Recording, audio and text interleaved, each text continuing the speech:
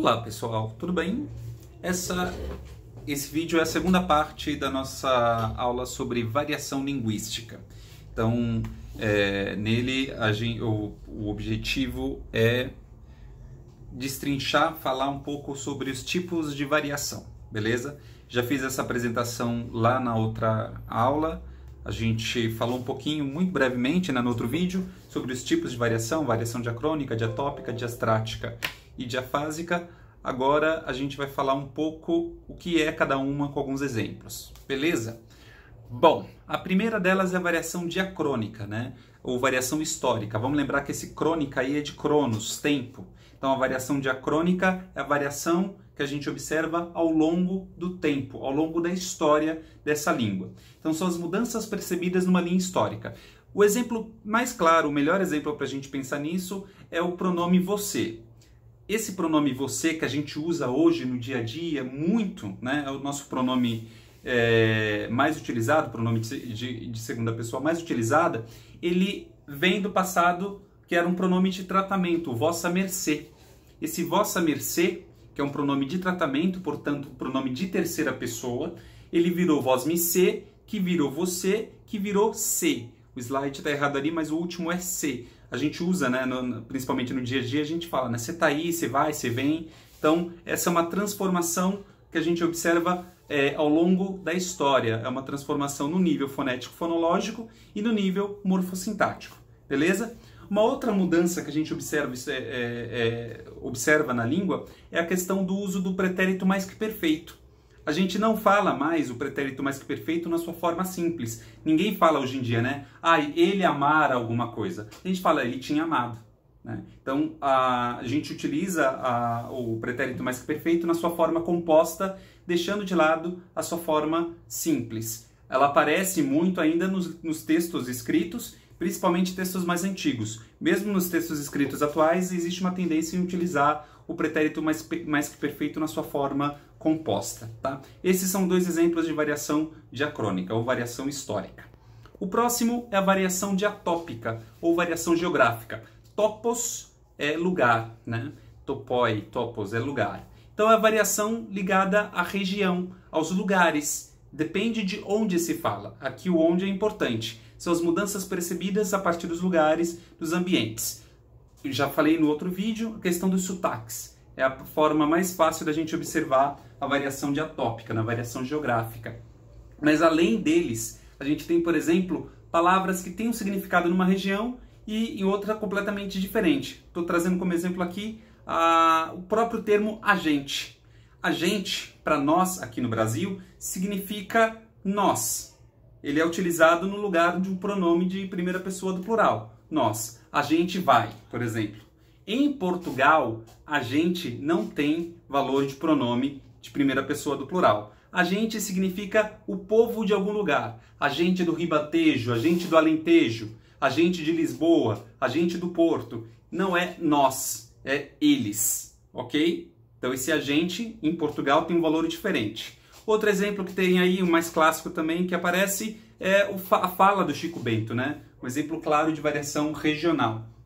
Eu não gosto muito de trazer ele como exemplo, porque é uma fala também muitas vezes estereotipada, né? Muito forçada. Mas ela, se a gente tira de lado um pouco essa questão do estereótipo, né? Ela serve como exemplo de variação regional. A gente vai ter uma aula mais para frente, um vídeo mais para frente, que eu vou discutir bem essa questão do preconceito linguístico. Na sequência dessas aulas de variação linguística, a gente fala um pouco de preconceito linguístico.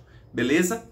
O próximo exemplo é a variação diastrática, ou variação social. Extracto, né? Extrato é camada, são as camadas. Então são as mudanças que a gente observa a partir dos estratos ou camadas sociais. Como eu falei no vídeo anterior, a língua ela varia também de acordo com a sua classe, de acordo com a escolaridade, de acordo com os acessos que você tem ao longo da sua vida, de acordo com o gênero. A gente tem linguagens diferentes entre homem e mulher, entre agrupamentos, entre homossexuais, heterossexuais. Tudo isso a gente observa também no campo da fala, beleza?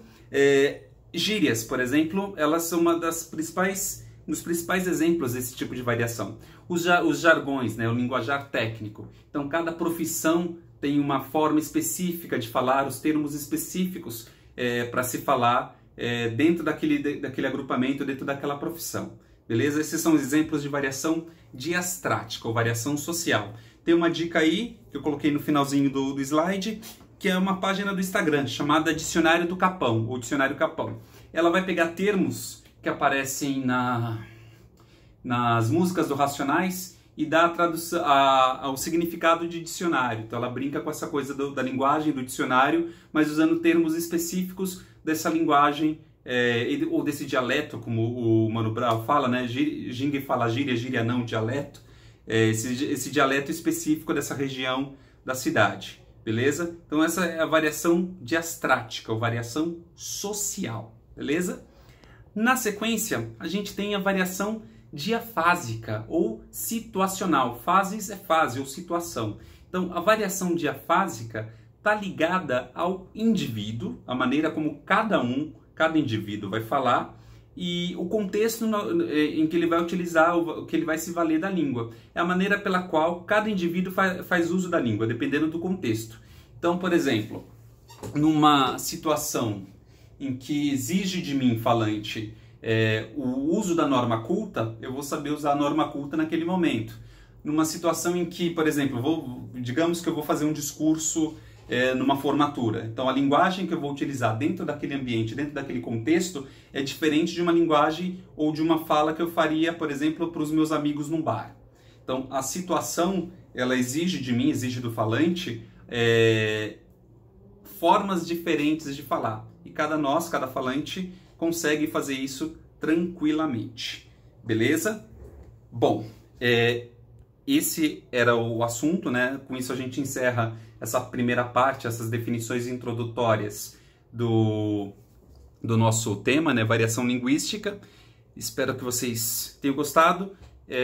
Na sequência eu vou colocar algumas questõezinhas de vestibular, né? Principalmente do Enem, para a gente dar uma trabalhada em cima delas. Beleza? Então, beijo e até a próxima. Tchau!